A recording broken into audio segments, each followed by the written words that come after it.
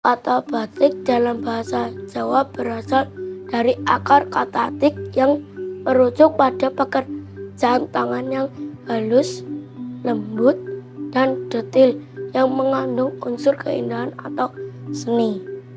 Kata tik juga merujuk pada proses pembuatan corak kain dengan menitikan malam atau lilin dengan alat bernama canting, sehingga membentuk corak yang terdiri atas susunan titikan dan goresan. Dalam penjelasan lain disebutkan bahwa makna batik sendiri bisa mengacu pada dua hal. Mengacu pada teknik pembuatan. Batik adalah teknik pewarnaan yang menggunakan malam sebagai perintang bahan pewarna dalam pewarna pada kain. Mengacu pada motif dan pola batik adalah kain atau busana yang dibuat dengan teknik tersebut dan memiliki motif tertentu yang khas. Batik bukan hal baru bagi masyarakat Yogyakarta. Jauh sebelum UNESCO mengakui eksistensi batik Indonesia pada 2 Oktober 2009, masyarakat Yogyakarta telah terbiasa menggunakannya. Sebagai salah satu kota tempat berkembangnya batik di Indonesia, pemakai batik di Yogyakarta sudah menjadi bagian dari budaya. Sejak lama batik masuk ke sendi-sendi kehidupan di Yogyakarta.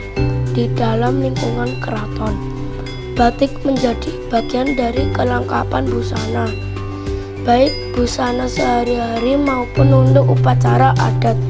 Di luar itu, batik juga biasa dipakai sebagai kain gendongan, baik untuk menggendong bayi maupun barang.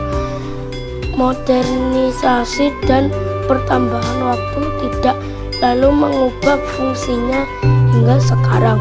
Pemakaian batik malah semakin berkembang, yang dulu masih terpaku pada ranah tata busana kini menambah ke dekorasi dan bahkan investasi. Keberadaan batik khas Yogyakarta sendiri tidak terlepas dari sejarah berdirinya kebangkitan Kerajaan Mataram Islam yang dibangun oleh Panembahan Senopati.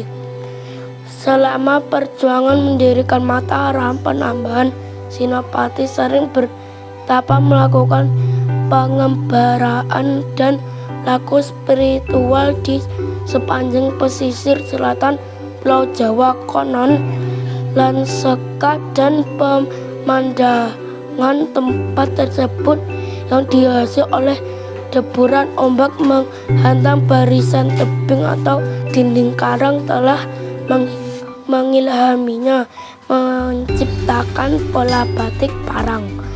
Motif ini kemudian menjadi salah satu yang khas dari busana Mataram. Dalam prosesnya, motif-motif baru pun bermunculan dan menjadi kekhasan sendiri bagi kelompok masing-masing. Ada batik keraton dan batik larangan yang hanya boleh dipakai oleh raja, ratu maupun kerabat. Batik Sudagaran yang dipakai kaum berekonomi kuat namun bukan keturunan raja. Batik petani rakyat yang dipakai petani dan masyarakat umum. Dalam konteks ini, keberadaan batik turut menjadi identitas sosial di tengah masyarakat.